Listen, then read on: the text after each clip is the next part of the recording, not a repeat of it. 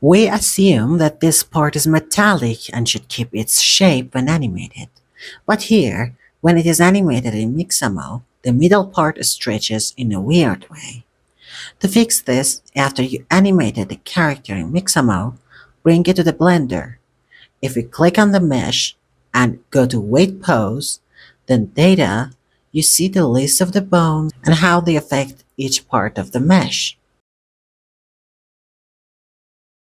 For example, the left up leg bone not only controls the left mesh leg, but has effect on the middle dangling part.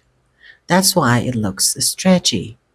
Press Shift or manually set its weight to 0 for this part and brush.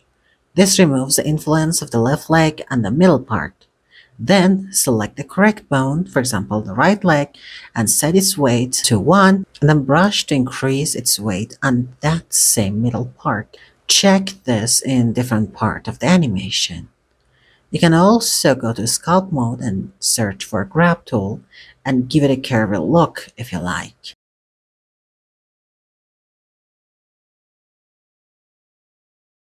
Oh, that feels good. Shut up, it's just your armor.